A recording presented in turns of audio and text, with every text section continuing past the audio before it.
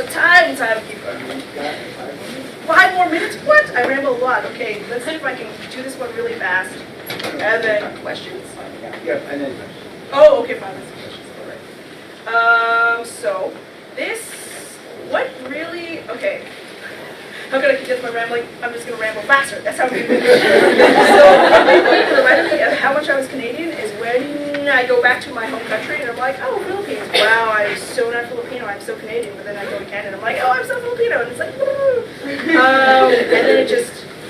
So then you spend the entire time there. Besides, like, oh my God, it's so warm. Yes. Thinking also about your identity and how warm it is. And why you're also there. So I went there for a political mission. And it really affected me deeply. So, as some of you may know, if you follow Filipino politics, who does? But maybe there's international students in the house, whatever, is that there was a new president that was reelected after GMA, as we called her, and she was very tyrannical and problematic, and we were hoping he won't be, but the history of Philippines is very checkered, so here we go.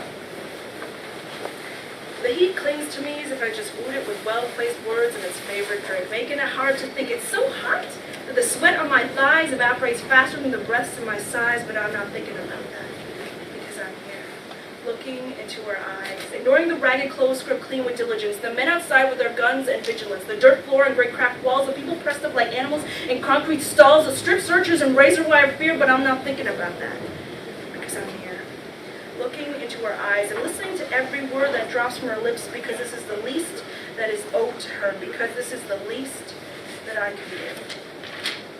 And when she's finished speaking, my silence hangs like a stone around my neck, heavy with all the things you wouldn't expect, like my aunt's medical career, my grandfather's typing skills, my parents taking me and my brother away from these coconut tree-covered hills, from these smoky volcanoes and smoky mirrored unlicensed bands, from these ocean-drenched beaches and smog-stained cities I call my homelands. We can grow up in a country where we can talk trash about our politicians on Twitter, hold reunions, have anarchist book fairs, and march in the streets when we feel bitter, have lengthy discussions about the state of the world in an air-conditioned classroom. Worry about the tab when doctors finally see us about a mild cold or grave wound. My silence is filled with every decision that led me here, where I'm looking into her eyes, where I'm the visitor and she's the inmate, and my presence is just a mere consolation prize for what we both really want, our freedom. And before this moment, I thought I knew what a hero was supposed to be. Some dirty white dude with another personality that random luck made him big and green, or a spider keying off faster than a flying machine. They were the ones that kept the world clean from tyranny and villainy, taking all the bad guys away from civilized society and putting them here. And I'm looking into her eyes, and I'm listening to every word that drops from her lips like her name, Charity. Charity Dean. See, Charity Daniel was a school teacher who loved to read, but when she saw corporations displacing families, she saw the need to gather up people, form a union, start a protest. Isn't that what they do in democracies? Isn't that what they do in the West? Then on a stretch of road, one November morning came rolling an unmarked van that grabbed her off her feet, shoved her bag over her head, tied her up like a piece of meat, brought her to a cell to be home for 2 weeks. They used her body and her sex and her family and her friends to get her to confess to something she didn't even comprehend. You're a communist, a terrorist, send the paper and we'll stop. How can you confess to something you are not? So they threw her in prison, charged with carrying explosives. Though she never held a weapon, never hurt a person, they know this. What they didn't know was the Charity had with her community and truth. Not just Sunny and Billy, her colleagues who were tortured too, but also dozens of activists who made a call throughout the world that here in this island country let these voices be heard. And then came visitors, letters, food rations, and supply. Charity wrote and read every day. She began to organize from the inside, and the higher-ups grew nervous, posted military around her jail, threatened to kill her with a hired gun, but all to no avail. So a man in a uniform with medals on his chest came down to see her and said, "We can erase this entire mess. Die in prison, a monster, or join the army, a hero." Die in prison, a monster, or join the army, a hero. This is your choice. But Charity wasn't listening to his words, it was his voice. "You're the one who kidnapped and tortured me," she said with recognition.